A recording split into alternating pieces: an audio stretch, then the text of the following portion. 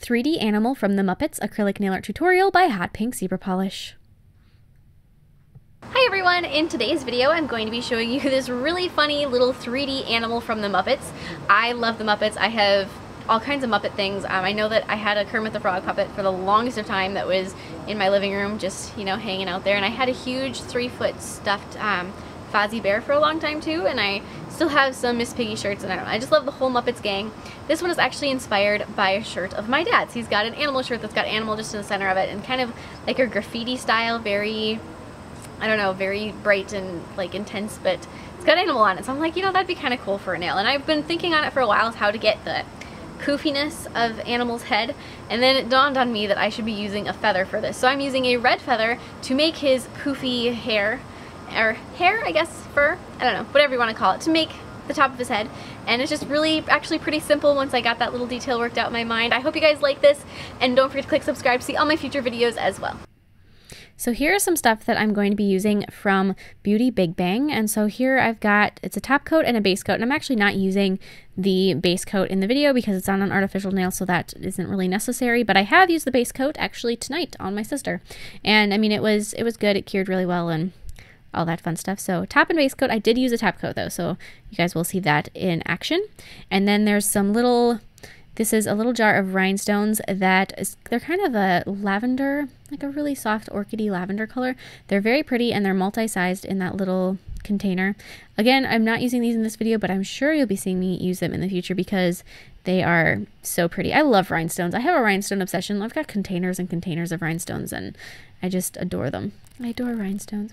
And then I'm going to be using one of these little tips. These are stiletto tips, and these ones are ones that are a half well, so they wouldn't normally go all the way up. I'm just going to trim off the top corners and round them off and make them more like they're a full cover tip. And there's not too many of those in the container, but I'm going to be using one of those. And then I got this wheel of caviar beads, and there's rose gold, gold, and silver, and there's different sizes of them, so that's really nice because you can kind of pick and choose. And then this is a red chrome powder that managed to explode, so I didn't use that because I couldn't even make myself open it. I'm kind of a clean freak a bit, and it just was like, ooh. But yeah, I'll talk a bit more about that in just a moment. And then this is a little sheet of holographic stickers that are in long stripes. These are, I don't know, you guys can't even really tell how holographic. They're just gorgeous. I mean, it looks amazing in the video, and they look even better in person. So I hope that gives you a clue as to how amazing those are. So then on the nail tip, I'm going to begin with just a thin overlay of clear acrylic. The reason I'm adding an overlay before just sticking the stickers on top of it and then encasing them is because I want there to be that nice base on there, especially if you're going to be doing this on yourself, on an actual nail, because you want, the acrylics is going to stick, whereas those stickers, you don't want to just put those on your natural nail and cover them up. That's not going to work so well. So I'm going to be peeling off. Here you can tell the holographic a little bit better because it's really showing up really well there. I'm just going to take one at a time, just peel them off and then cut them off, and just take and grab the rest of that and then line them up on the nail so that they fit on there really well, and they pretty much cover the entire thing. So there's that next one. So I'm just going to keep going with this, and that red powder, like I said, it must have leaked in the mail, and at some point I know I'll open it and I'll wipe it down. I have to kind of give myself a pep talk before I do that, just because I know it's going to be a mess. So I don't even have a review for that because I can't, I mean, the fact that it exploded, I guess, I mean, it's unfortunate because I'm sure it's gorgeous, as most products like that are, but I'm sure at some point I'll break down and I'll open it. So after I've got the entire nail covered with those little holographic stripes, I'm going to be just adding a very thin little bit of acrylic, just kind of on some of them. This isn't even completely covering them. This is just so that they're going to be held in place enough that I can file and remove more of that excess sticker, because you can't obviously place them on there flawlessly and have there be no overhang. So you got to file off the extra and cut off the extra as much as you can before you finally encase it, before you do the final encasing on there. So after that is all filed and trimmed and it's pretty good, I'm going to be encasing the nail with another layer of clear acrylic and making sure I am covering every single edge of that sticker. Because if you leave any of those edges exposed, it's not going to work very well. It's going to peel off, it's going to do some funny things, so you really need to make sure that it is covered up 100%. That being said, while you're applying them or attaching the stickers, you could definitely leave a little gap at the cuticle and like around the perimeter. Very small, just so that you know for sure that you can keep everything entirely encased. But I I managed. It worked out. So I'm just going to be making sure that that's all good. After that has been finished, then I'm going to be filing the nail. I used a 180 grit file for that, and I didn't buff it. I don't know why. Normally I always buff them, but I don't know. I was tired or something, and I just didn't. But then I'm going to be applying a layer of that gel top coat. And as you can see, the holographic quality definitely comes back once it's shiny again. And then I'm also applying that to the underside, and I cured this. And this is a no wipe top coat, so you don't have to worry about cleaning off that tacky inhibition layer. You are just ready to go. So now I'm going to be sculpting out Animal. And I wanted to make sure that he had a nice base on before the feathers, so that if it showed through, which it did, which I figured it would, that you wouldn't really be able to just see the nail, that there'd be something underneath it. So I added a red oval for that.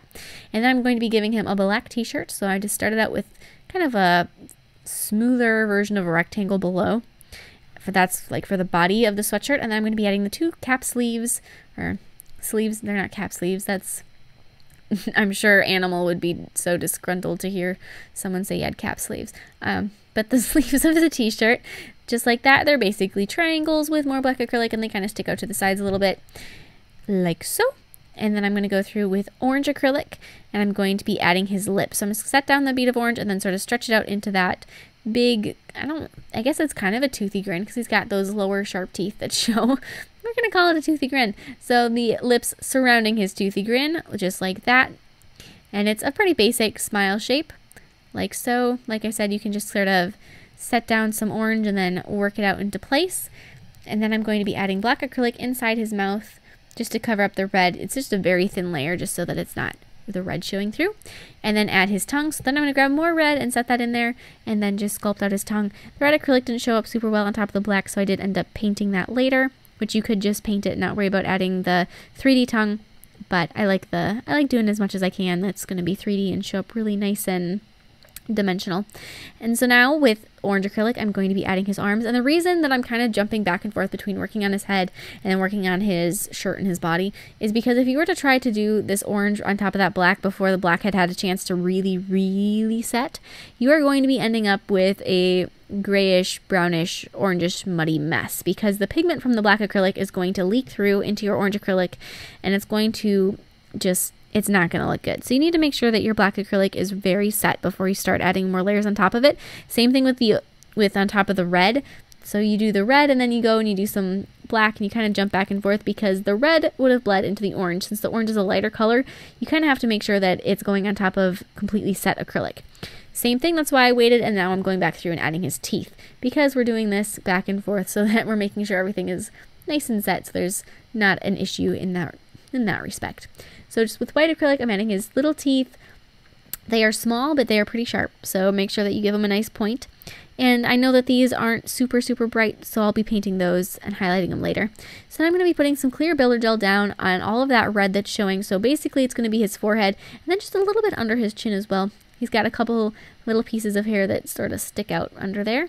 So then I'm going to be taking my feather, and I'm just going to be trimming off those really fluffy bits at the end of the feather.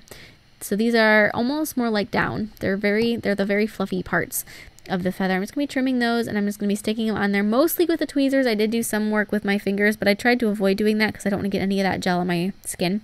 So I did as much as I could with the tweezers. Every once in a while there'd be a piece where I just couldn't pick up with the tweezers for whatever reason, so I'd grab it with my fingers instead. But I was pretty conscious not to get any gel on my skin.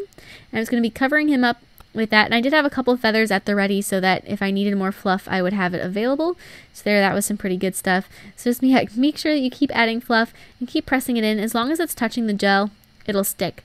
So really press it in to make sure that the gel is going through all of your feathers, and that because this is a couple layers at this point, so you just want to make sure that you are getting enough of the feathers to actually stick. Because then once you're done with adding all of his feathers and his fluff, you can go ahead and stick that into your lamp and cure it. And don't worry if it's too much feathers, because you can always trim it down and kind of pull some off. If it seems like it's excessively fluffy, you can get rid of some. But you don't want it to be too skimpy looking. So then I'm going to be taking white acrylic and I'm going to be adding his eyes. Now when you're doing this, because you're working on top of those feathers, it is kind of funky to do. It's kind of difficult. It doesn't really want to work very well. So you have to really play with it to get them to actually even stick. I know I'm kind of maybe discouraging you from trying this animal because it seems like it's, I don't know, kind of a pain in the butt. It's really not that bad. You just have to know ahead that you're going to need to be patient with it. So then I'm just going to take, and I added his lower eyelids with orange, and I'm going to be adding his eyebrows above his eyes with black. So I'm setting that black acrylic down. Now this is easy because it can look really unsmooth and look kind of like go with the flow with the feathers, because his eyebrows are pretty fluffy on their own. So you don't have to worry about making sure that those are too smooth or anything. So I'm adding those just like that.